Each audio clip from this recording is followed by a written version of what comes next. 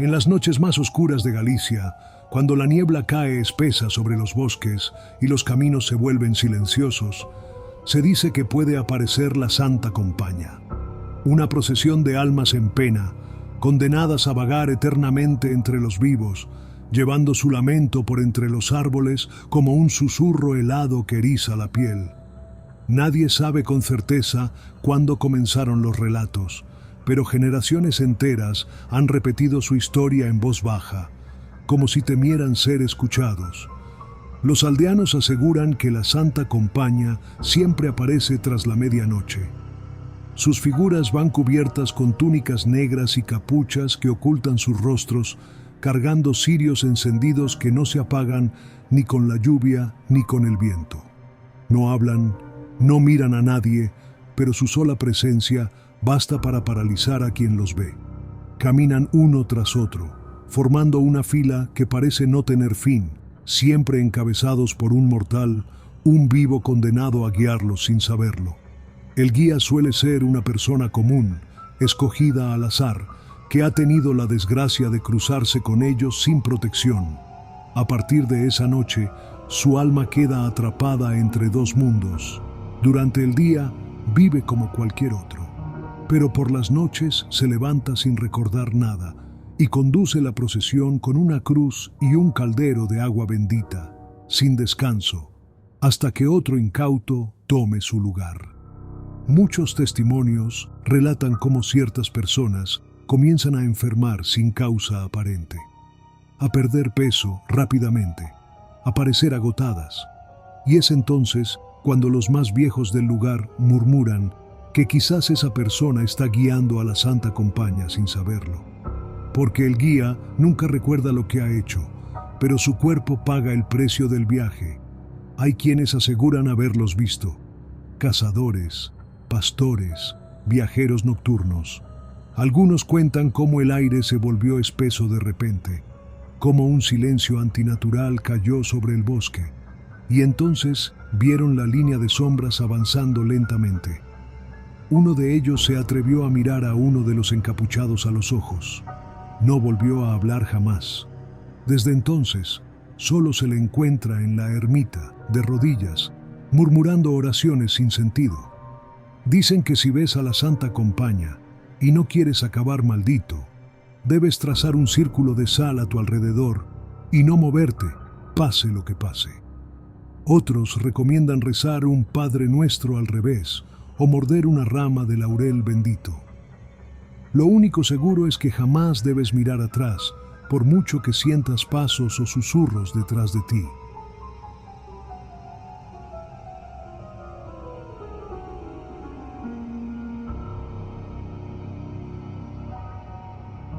En el año 1934, en la tranquila calle Gascón de Gotor, número 2, en Zaragoza, la rutina de una familia fue interrumpida por algo que escapaba por completo a la lógica. Todo comenzó con ruidos extraños, apenas perceptibles al principio: golpecitos, susurros, un murmullo suave que parecía salir de la cocina cuando nadie estaba allí. Los padres pensaron que se trataba del viento, o quizás de las cañerías, pero los sonidos fueron aumentando. Una noche, la hija menor gritó desde el comedor. Aseguraba haber oído una voz clara, aguda, que le hablaba desde la pared. Cuando sus padres acudieron, la casa parecía en calma, pero entonces todos la escucharon. Una carcajada chillona, burlona, que provenía del interior de la cocina. No había nadie, nadie visible al menos. Los días siguientes fueron un infierno. La voz aparecía a cualquier hora. A veces decía obscenidades, otras simplemente reía. Pero lo más inquietante era su inteligencia. Respondía preguntas, hacía comentarios, incluso se burlaba de los presentes por sus reacciones. Aterrorizados, los vecinos comenzaron a acercarse para oírla, y pronto toda Zaragoza hablaba del duende. La policía acudió. Revisaron techos, paredes, sótanos, incluso instalaron vigilancia. Rompieron estructuras pensando que podía tratarse de un bromista escondido entre los muros, pero no hallaron nada. Lo único constante era aquella voz que seguía saliendo de la cocina inmutable, sarcástica, invisible. El fenómeno llegó a tal punto que el gobierno de la República envió inspectores. Hubo científicos, parapsicólogos y escépticos. Algunos creían que era una alucinación colectiva, otros pensaban en una entidad sobrenatural. Lo cierto es que la voz estaba allí y todos la escuchaban. A veces incluso se atrevía a decir nombres de quienes entraban a la casa, como si los conociera de antemano. Se convirtió en una atracción. Multitudes se reunían frente a la casa, esperando escuchar al duende hablar. Los periódicos titulaban con frases como "El misterio de Zaragoza" o "El diablillo de la cocina". El caso dio la vuelta al país y cruzó fronteras. Nadie lograba explicarlo, pero todos querían presenciarlo. La familia, agotada por el acoso y el miedo, acabó abandonando el lugar. A partir de entonces, la casa quedó deshabitada por un tiempo. Algunos decían que aún se escuchaban risas por las noches, aunque más suaves, más lejanas. Otros aseguraban que el duende se había ido con ellos, que no estaba atado a la casa, sino a la familia misma. Décadas después, los registros oficiales confirman que la policía y el gobierno investigaron sin éxito. No se hallaron micrófonos, ni túneles, ni escondites. Lo más perturbador fue que incluso los propios agentes reportaron haber escuchado la voz con sus propios oídos.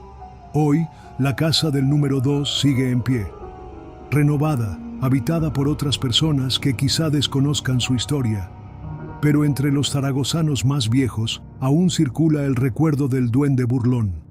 Algunos juran que nunca fue un fraude, otros prefieren no hablar del tema, porque hay cosas que por más que el tiempo pase, siguen sin tener respuesta, y hay lugares donde el misterio se niega a morir.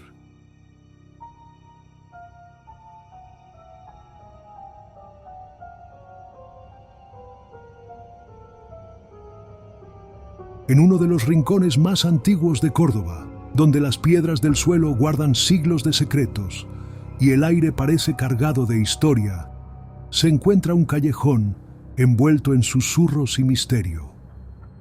Allí, entre sombras y ecos de la Reconquista, nació una historia de amor que desafió las fronteras de la fe y terminó marcada por la tragedia. Él era un joven cristiano, hijo de un artesano humilde, acostumbrado a caminar por las callejuelas en busca de encargos y materiales. Ella, una muchacha musulmana de familia acomodada, acostumbrada a los jardines y a la sombra de los naranjos. Sus caminos se cruzaron por casualidad una tarde, entre las esquinas del zoco, cuando a ella se le cayó un pañuelo y él lo recogió. Sus miradas se encontraron y algo más fuerte que la razón se encendió entre ellos. Comenzaron a verse en secreto, ocultándose de ambas comunidades. Compartían cartas escondidas, encuentros breves en la penumbra y promesas que desafiaban la división que la guerra imponía entre sus mundos. Pero el amor no podía esconderse para siempre, y tarde o temprano alguien los descubriría. Fue una noche sin luna cuando la tragedia cayó sobre ellos. Habían acordado verse en el callejón cercano a la iglesia, donde nadie solía pasar a esas horas. Pero lo que él no sabía era que había sido seguido por soldados cristianos, alertados por rumores de su traición. Lo acusaron de amar a una infiel y sin juicio ni palabra lo ejecutaron allí mismo, bajo la mirada muda de un antiguo Cristo tallado en piedra. Ella llegó minutos después, solo para encontrar su cuerpo sin vida, rodeado por la oscuridad y la sangre. Su grito desgarró la noche, pero no sirvió de nada. La obligaron a regresar a su casa, custodiada, y jamás volvió a pisar ese callejón. Dicen que nunca se casó, que se encerró en su tristeza y murió joven, consumida por el dolor. Desde entonces comenzaron a escucharse cosas extrañas, lamentos que surgían sin razón, pasos que resonaban en la piedra aunque el callejón estuviera vacío. Pero lo más inquietante es lo que empezó a decirse sobre la imagen del Cristo. Algunos juraban que, al pie de la figura, comenzaron a aparecer calaveras esculpidas, aunque antes no estuvieran allí. Calaveras pequeñas, discretas, casi ocultas entre los pliegues del mármol. Otros afirmaban que la figura del Cristo lloraba en silencio por las noches, que sus ojos parecían más tristes cada año. Y los más osados aseguraban que, si uno pasaba por allí en la hora más oscura, podía escuchar el susurro del joven llamando por su amada, repitiendo su nombre una y otra vez. Los viejos del barrio aún cuentan que, en las noches sin luna, hay quien ha visto una figura encapuchada arrodillada frente al Cristo, como si pidiera perdón o suplicara descanso. Nadie sabe con certeza si es un alma en pena o solo una sombra del pasado que se niega a marcharse. El callejón hoy sigue existiendo. Pocos se atreven a cruzarlo de noche. Y aunque la ciudad ha cambiado entre turistas y luces modernas, el Cristo de las Calaveras permanece, inmutable, silencioso, testigo eterno de un amor que desafió su tiempo y que quizás aún en algún rincón de la oscuridad sigue esperando su redención.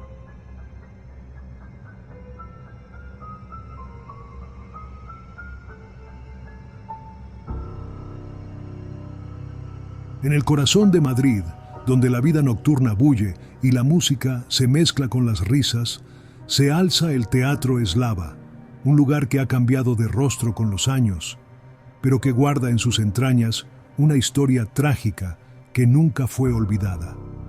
Hoy conocido como Joy Eslava, su escenario vibró en tiempos pasados con las voces de actores apasionados, aplausos fervientes y un crimen que dejó una huella imborrable.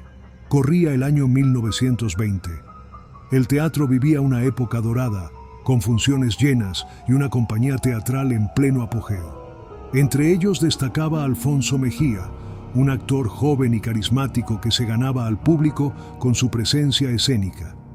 La gente lo adoraba y muchos decían que estaba destinado a convertirse en una leyenda del teatro español. Pero aquella noche de otoño, algo cambió.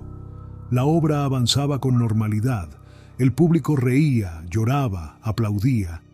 Alfonso estaba en mitad de una escena dramática cuando, de repente, cayó al suelo. Al principio todos pensaron que era parte del acto, pero el silencio que siguió fue espeso y tenso. No se levantaba, no hablaba. Solo yacía ahí, bajo la luz de los reflectores, con los ojos abiertos y el cuerpo inmóvil. El telón cayó apresurado y el caos se apoderó del escenario. Gritos, confusión, carreras detrás del telón. Lo que parecía una caída teatral resultó ser un asesinato. Alguien había manipulado el atrezzo. El arma que debía ser falsa no lo era. Alfonso Mejía fue apuñalado en escena y nadie supo nunca quién lo hizo. La investigación fue un desastre. Se apuntó a celos entre actores, a rivalidades ocultas, incluso a motivos políticos. Pero el crimen jamás se resolvió. Y mientras la ciudad seguía adelante, el teatro no volvió a ser el mismo. Las funciones continuaron, sí, pero algo se había quebrado. Y con el tiempo comenzaron los rumores. Técnicos que trabajaban de noche contaban que las luces del escenario se apagaban solas. Otros aseguraban que, al estar solos en las butacas, sentían una presencia cerca, un leve suspiro, un paso, un roce en la nuca. Algunos vieron con sus propios ojos una figura vestida con ropa de época, caminando entre las filas vacías, como si buscara su sitio antes de que comenzara la función. Los actores comenzaron a decir que el camarín donde Alfonso se preparaba tenía una temperatura más baja que el resto. Algunos aseguraban que, al mirarse en el espejo, veían un reflejo más detrás de ellos, una silueta inmóvil, silenciosa, que desaparecía al volverse. Con los años, el teatro cambió. Se convirtió en sala de conciertos, discoteca y finalmente en Joy Eslava. Pero los fenómenos nunca cesaron. Incluso músicos y empleados actuales han contado historias similares. Objetos que se caen solos, micrófonos que se encienden sin razón, una sombra que cruza el escenario cuando nadie debería estar allí. Hay quienes dicen que Alfonso Mejía aún no ha abandonado el teatro, que su alma quedó atrapada entre los focos, los aplausos y la sangre derramada, que noche tras noche repite su última escena, esperando poder terminar la función que le fue arrebatada por la traición. Y así, entre la música moderna y las luces de neón, el eco de un actor muerto sigue viviendo en los rincones del antiguo teatro eslava. Porque en el mundo del arte, algunas tragedias no necesitan ser representadas. Simplemente jamás terminan.